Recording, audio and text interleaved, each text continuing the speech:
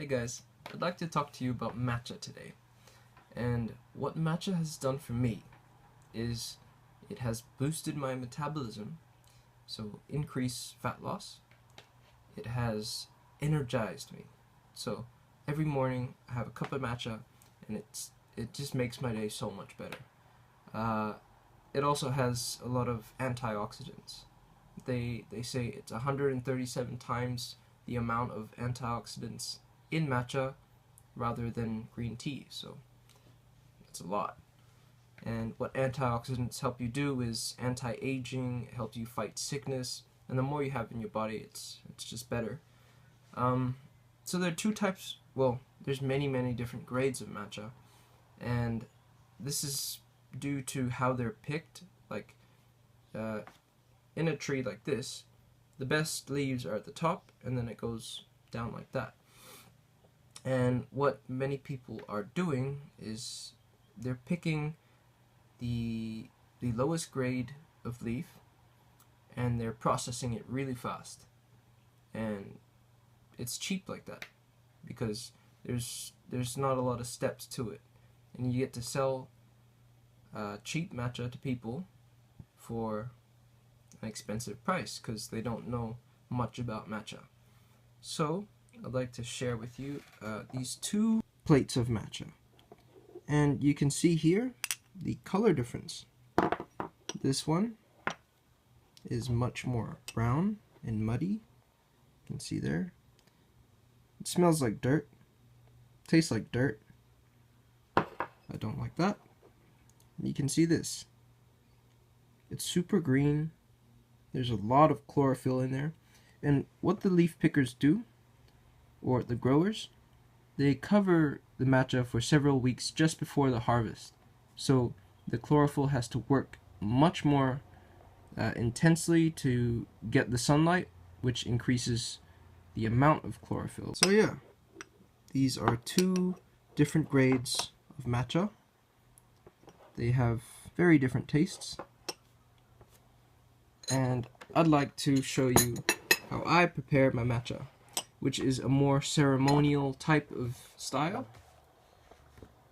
Most people just put it into a bottle, shake it up, or put it into a bowl, whisk it with one of those electric things. I like to do it with a whisk. Let's take the bad matcha. I'm gonna take a scoop like that, and I like to put it into a what do you call this thing?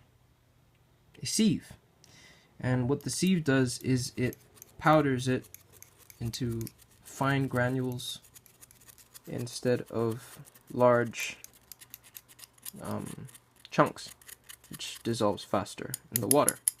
So here's the bad matcha. We're going to pour some water in. It's best advised not to use too hot of water, so not boiling water, because it will damage the matcha. Matcha is quite delicate. So you can see the color.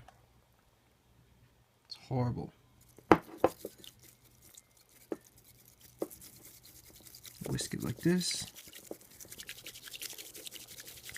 So once it dissolves, it's supposed to form a layer of bubbles, which adds to the creaminess of the matcha. So we'll pour it into a glass I have right here. And that can sit while I make the better matcha. I'm going to take some of that matcha, I'm going to put it into the sieve, and I'm going to start shaking it. And just like before, we'll put some water in. Twirl it around.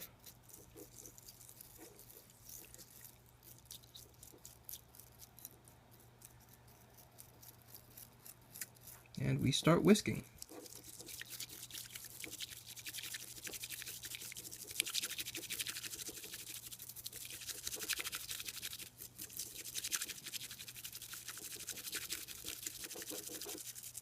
So you immediately start to see the creamy color and the vibrancy of it.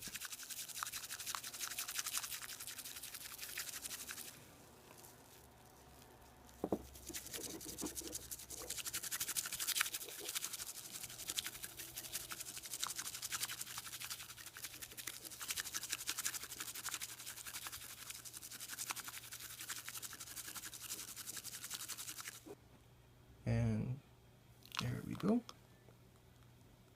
And you can definitely see the color contrast between these two green teas. You see, this one is much more brown, and this is much more green. And you see the layer at the top? That hasn't faded. While the brown matcha, that's almost completely gone. Which tastes better? I'm sure you can see the type of quality, and maybe you could guess that this one tastes just a little bit better. Wanna have a sip? Wanna have a sip? This is with ice, and you can add milk. You can do it bulletproof style, like how I did in the other video. So check out the recipes, do the research yourself. Let me know what you think. See ya. Wanna have a sip? Wanna have a sip?